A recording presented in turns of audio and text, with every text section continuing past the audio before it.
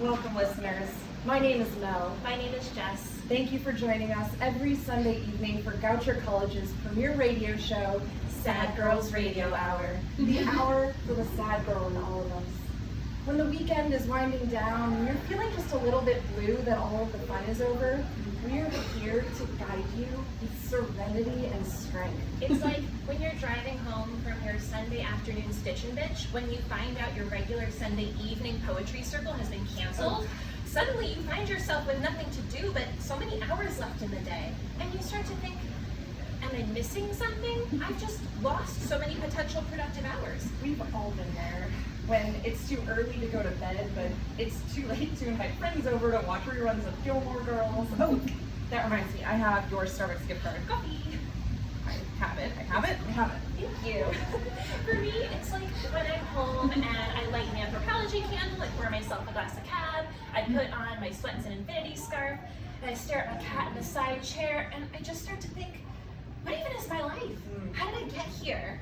Am I being productive enough? Should I be monetizing my needlepoint tropical bird macrame throw pillows? Exactly. And for the record, I would pay any amount for an original sexually liberated saffron toucan macrame throw pillow by Mel. Thank you, babe.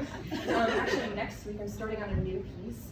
It's an analog into the life of a jilted lilac-breasted roller, frozen for eternity on an upcycled carpet runner. Jilted lilac-breasted roller is coincidentally what my high school boyfriend used to call me when we were alone together.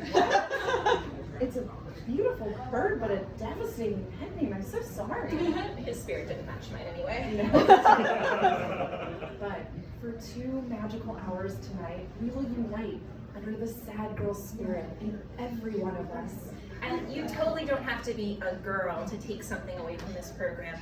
We're here to honor that small Sunday night anxiety in every listener out there. We're here for you because Mel and I are professional sad girls. We carry our journals with us everywhere so we can write down our emotions as we experience them.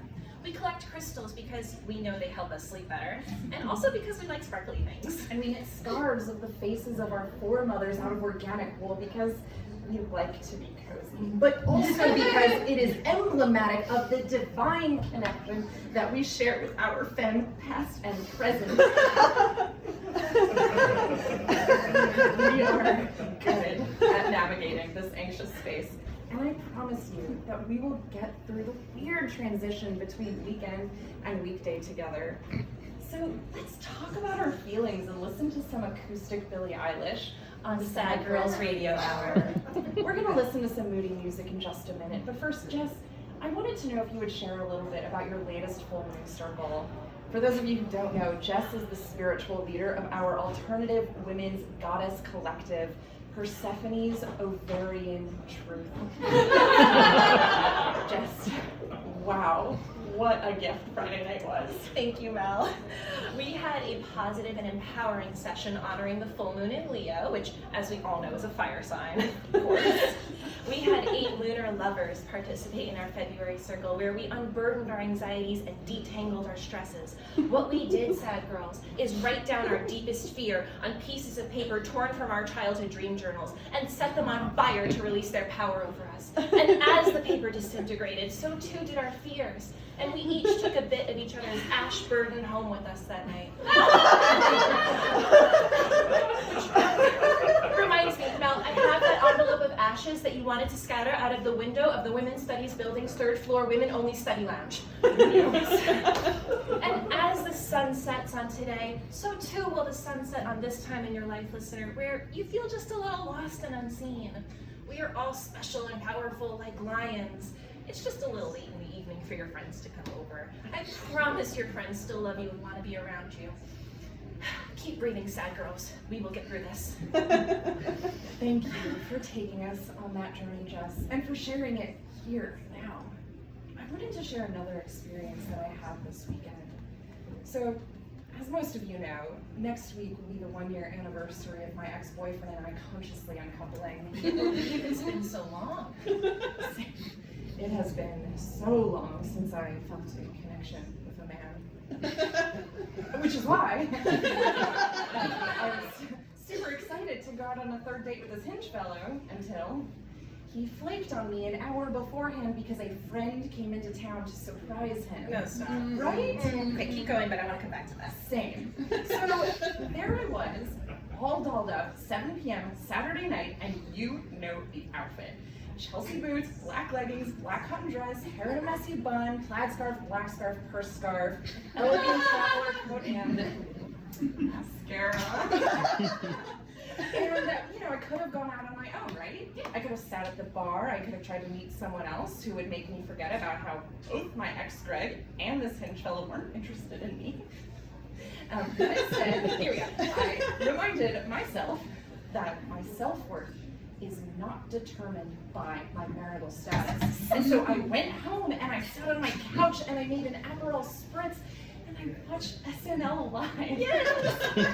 And just because one guy flakes on me does not mean I'm going to be alone forever and eventually have to give power of attorney to Jess so that she could sign my DNR when I'm 99. I promise you, sad girls, just because you're sitting alone on your couch tonight does not mean you'll be alone forever.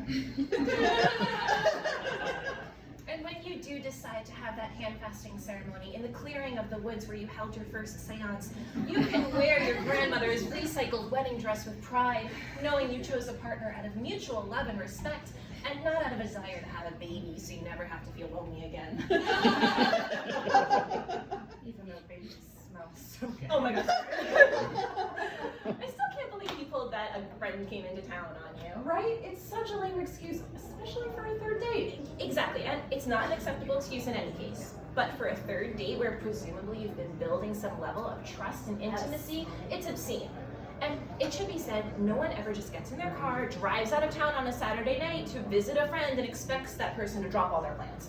Nobody does that. And if they do that, we need to talk about setting reasonable boundaries for yourself and for others. Which is why, after this next set, Jess and I are going to talk about how saying no to others will allow you to say yes to yourself. In this next set, we'll hear I Love You by Billie Eilish, some songs from Melodrama by Lorde, and of course, the theme song of Sad Girls Everywhere, All Too Well by Taylor Swift. We'll talk to you in a minute, sad girls. But until then, I love you, Jess. I love you, Mel. And sad girls, the unused hand is not the unused heart. We'll be right back.